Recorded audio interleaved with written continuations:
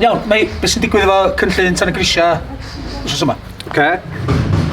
Dwi'n meddwl sydd pawb yn ymwybodol, ond da ni wedi efo Adra, grŵp Cynefin a Cyngor Gwynedd, fe gennym ni astudiaeth yn mynd ymlaen does, i weld os ydy datrysiad fatha district heating yn gweithio i'r rôl fatha Tanygrisiau. Wow, beth di district heating? Iawn. Syml iawn, peipiau'n cario gres i fewn i'r tŷ. So'n lle electric neu gas, mae gen ti rwydwaith o wres mewn yn cael ei gario fel arfer mewn hylif lle, yn mynd rownd y tai fel at efo. Gwych. So, i gyfoethogi y gwaith ymchwil yma, mae gennym ni holiadur, a mae na wobr efo'r holiadur. So, os ti'n llenwi'r holiadur i fewn, wyt ti'n cael voucher 10 pint i wario yn y siop wer.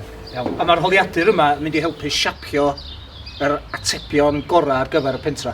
Ie, mae'n rili syml gyda di holiadur yn gofyn, bras amcan rili o faint o ti'n wario ar danwydd. Cool. Da ni wedi trio cael y gwybodaeth yna ffyrdd eraill trwy ofyn i'r actual cyflenwyr, a maen nhw'n deud no. So, da ni'n dod o gwmpas dydd Iau, cnocio drysa, cael ni glycha, ac atebwch y drws, mae'n rili bwysig. A hefyd mae'n y wobr i gael.